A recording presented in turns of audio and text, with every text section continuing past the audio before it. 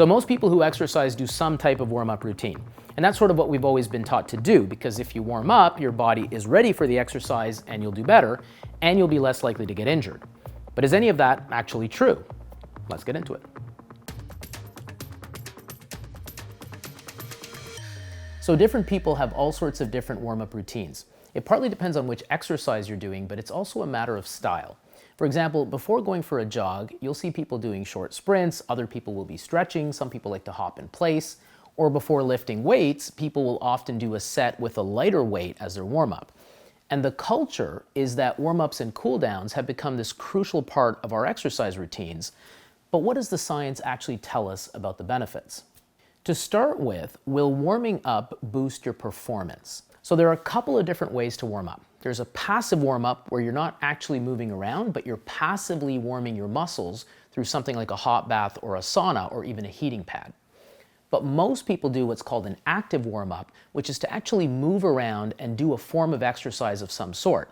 And theoretically, when you use certain muscle groups, that increases the blood flow to those muscle groups, which means they get more oxygen delivery, and that increases their metabolic activity.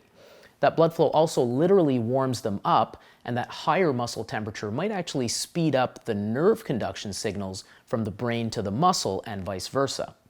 Active warm-ups do seem to be better than passive warm-ups, and some studies have shown that warm-ups improve performance. That includes studies of both aerobic and anaerobic activities like cycling, running, and swimming, things like jumping and kicking, and sports like basketball and golf. And for certain situations like cold weather sports, including skiing, studies show clear benefits for active warm-ups before going out there in the cold. We also know that including high threshold activities like sprints in your warm-up routine can actually increase your initial power output during exercise. At the same time, we have studies showing that warm-ups might improve something called heart rate variability, which is the minute-to-minute variability in the time between your heartbeats. And that's a reflection of the balance between your so-called parasympathetic and sympathetic nervous system activity. More heart rate variability represents higher parasympathetic nervous system tone, and in some studies, that's been an indicator of how ready your body is for the exercise and the likelihood of a successful exercise session.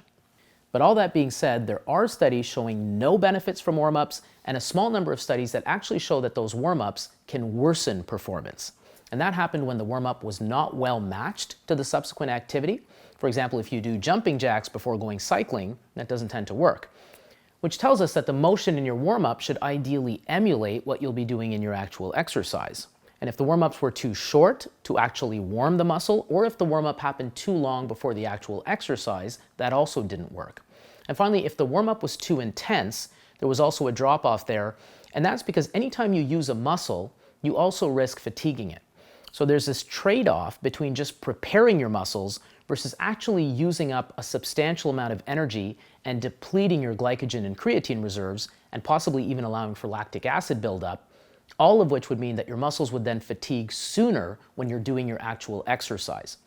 So the benefit of warming up is more clear for short-term explosive activities like sprinting or jumping, where you're not too concerned about the risk of depleting your energy reserves. And what about the idea that warm-ups will prevent injury? To start with, let's specifically talk about stretching as part of warm-ups. There are different types of stretching.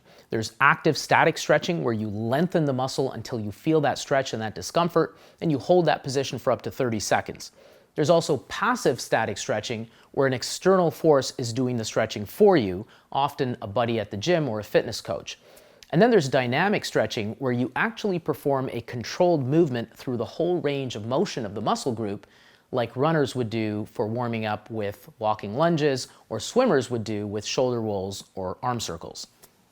And the idea here is that you bring your muscles and tendons to that position, but you do it in a controlled motion. So then they're ready to be stretched in that way during your actual exercise, and the first time they reach that length won't be with a sudden and rapid or uncontrolled movement. And some studies have shown that stretching leads to a better range of motion and better perception of the limits of your muscle stretch and your joint positions. But the problem is that unless you're talking about activities that really require extreme flexibility, like ballet, most studies have failed to show that stretching actually reduces your chances of injury. We also know that stretching can have a brief negative effect on power, strength, and speed, particularly if the stretch is held for too long. So if you are going to do it, hold your stretch for about 30 seconds or less, and also do some light cardio to warm up the muscle, which will then help to eliminate those possible negative effects. As for the warm-up itself, it will raise the temperature in your muscles and tendons, which should make them more stretchy and supple, and theoretically reduce their chances of damage like a muscle or tendon tear during exercise. And we do know that warming up before an exercise can reduce soreness the next day, but the evidence for impact on actual injuries is mixed. There are studies showing a reduction in injuries with warm-ups, but many studies have shown no effect. The benefit is probably most important for explosive activities where you're suddenly and forcefully contracting your muscle and where the risk of injury is therefore higher. And a quick note on cooldowns. People also advocate for cooling down and stretching after exercise to enhance recovery and reduce soreness. But multiple studies show that whether you stretch, you do a cool down with low intensity cardio, or if you just rest, it really makes no difference to soreness, strength, or range of motion after exercise.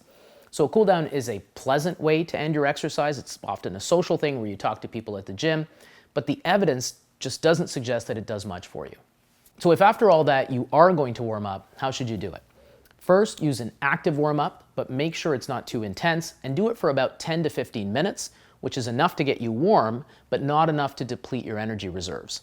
Also try to emulate the motion in your actual exercise, and you might consider doing some high threshold movements like sprints to maximize your power output. Finally, make sure that your warm-up happens right before your main exercise. As for stretching, the benefits aren't clear, but if you are going to do it, it probably makes more sense to do it after your exercise when your muscles are already warmed up and supple. So the bottom line is that the science on warm-ups is pretty mixed. Warming up might help your performance, especially for cold weather activities and for short-term explosive sports like sprinting. It will probably also reduce your soreness the next day, and it may reduce your chances of injury, though the evidence for that is less clear. On the other hand, stretching doesn't seem to help reduce injuries for most activities, and cool downs also don't seem to do much.